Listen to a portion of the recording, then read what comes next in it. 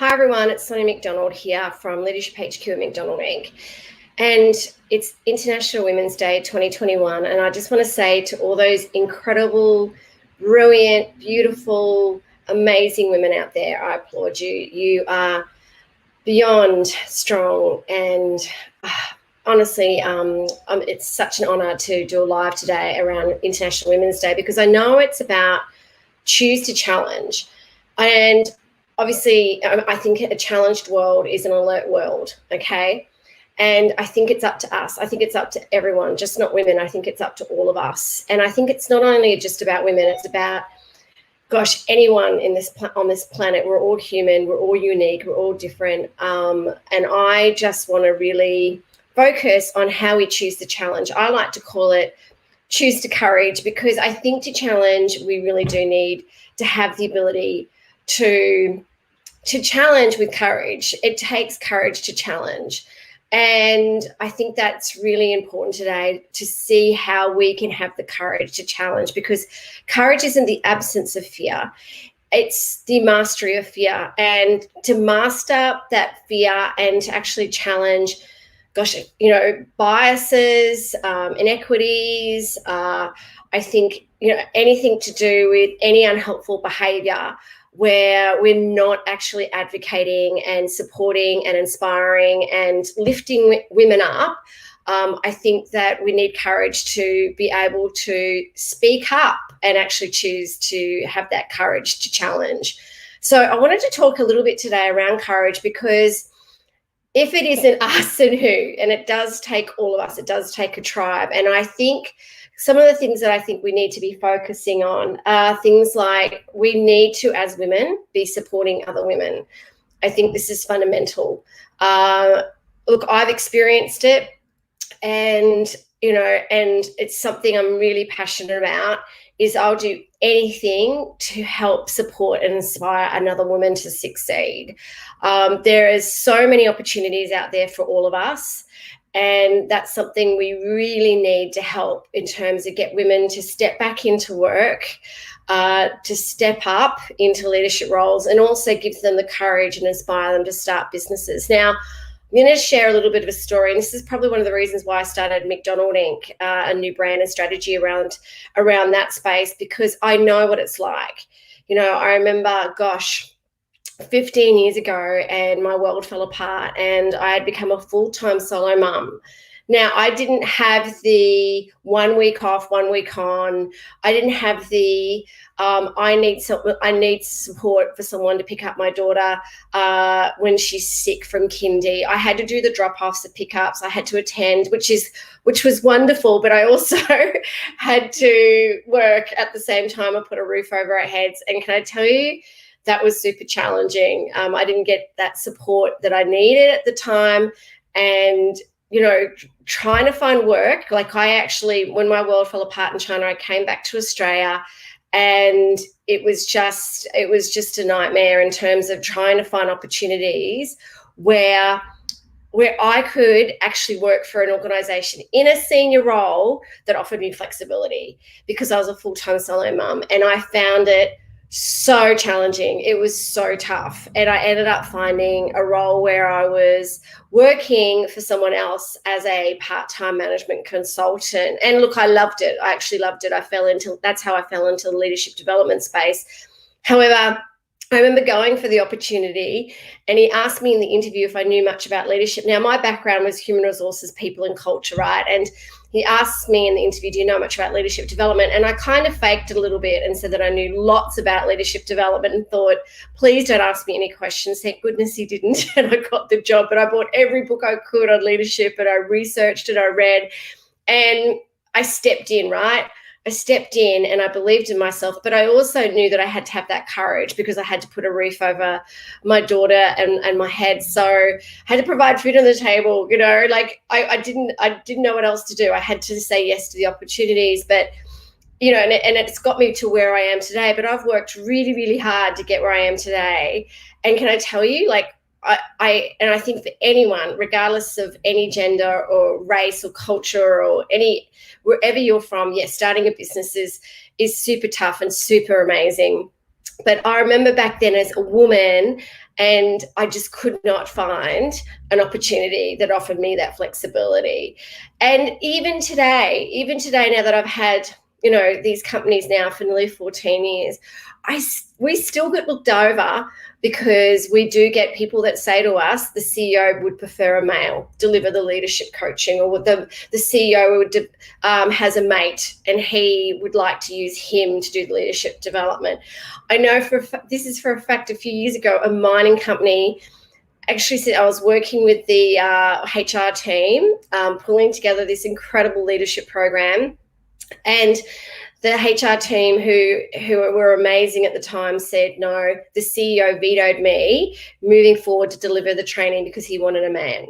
That is a true story. And I was just gutted, absolutely gutted. And interestingly enough, I think they felt so bad. They said, can you come in and actually do an hour speech around leadership as an attitude, which I did.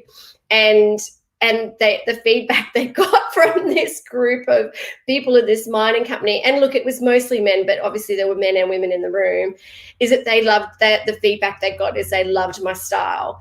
So, and that they actually preferred me. And I was like, you know what? It doesn't really matter what gender you are. It's about the work that you bring to the room. It's about the style and the impact, and you need to connect with those people in the room. You need to connect with those leaders that you coach, regardless of gender.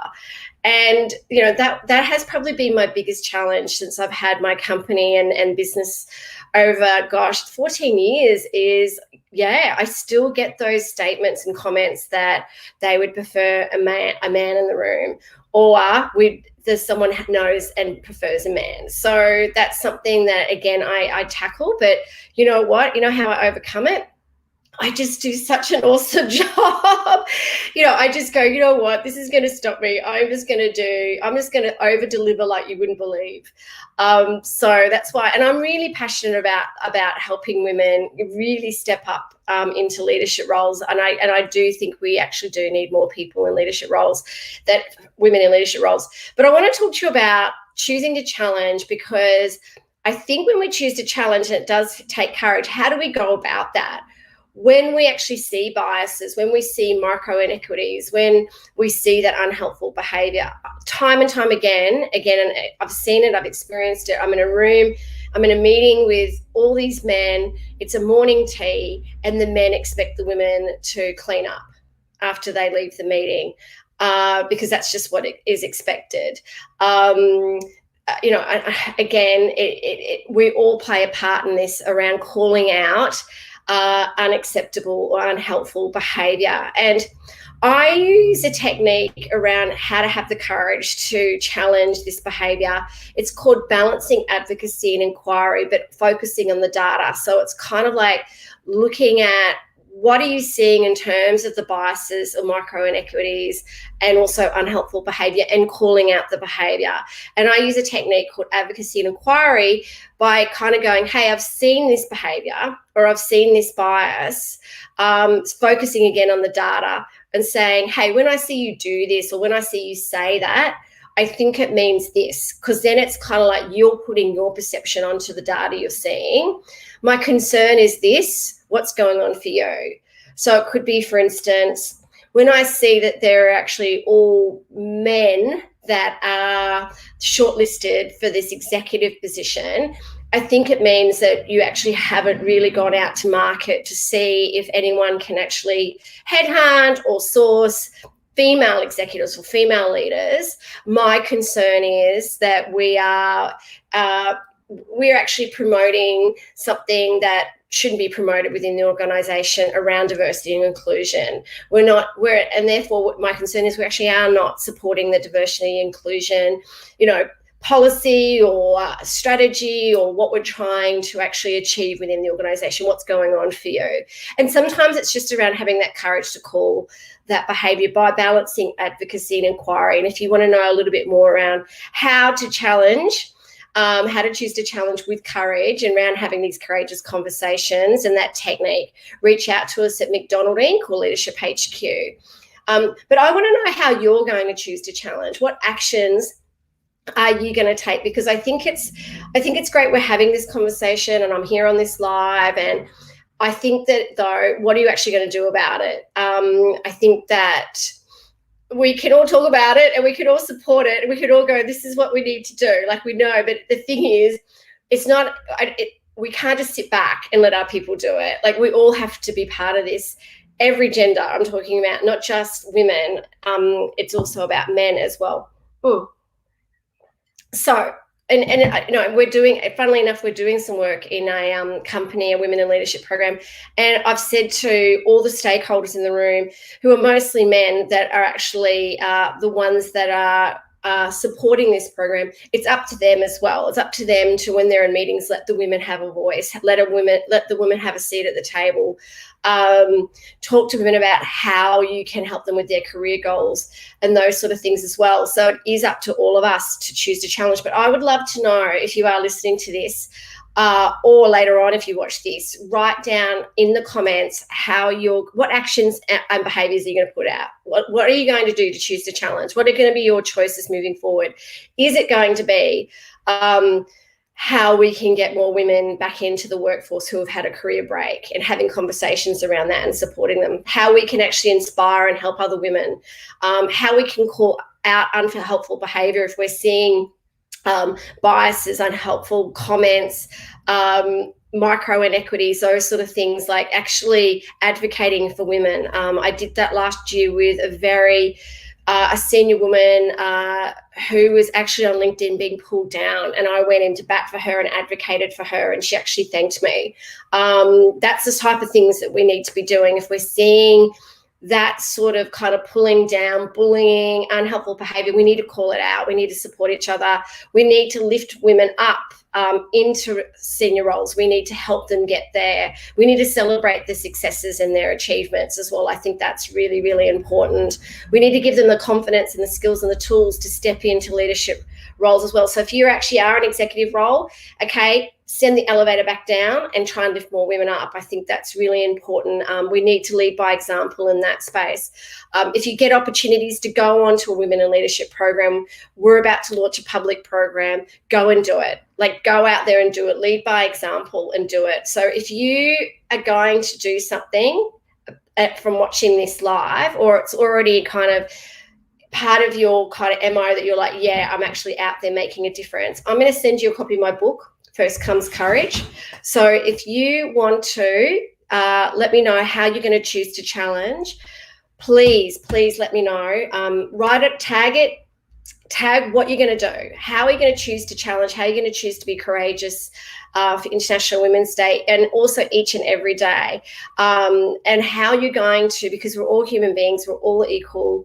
I think that regardless of it being International Women's Day, which I think it's a really, really important day, every day we need to be inspiring and supporting and helping others learn more, be more, and learn more, be more, and do more. I think that's really important. And we all play a part in being a leader, because leadership isn't a role or title. It's a mindset, it's a choice, and it's an attitude.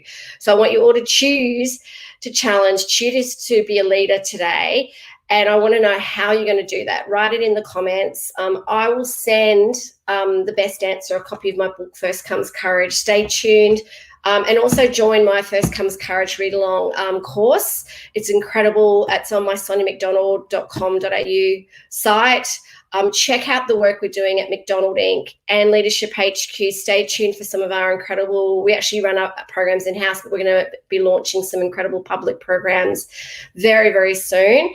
I've also got my International Women's Day event in Brisbane this Thursday night. So if you are in Brisbane and you'd love to hear me speak, but also network and connect with an incredible tribe of women in Brisbane, tickets are still available. So if you're interested in coming to our International Women's Day event, we would love to see you in Brisbane.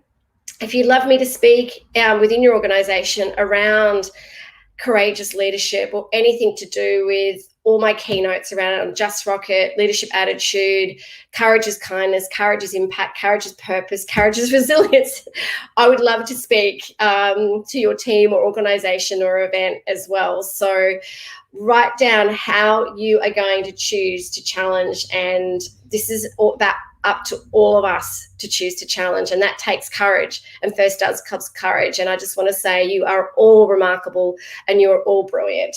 And thank you. Stay kind and stay courageous for yourself and for others always. Thank you.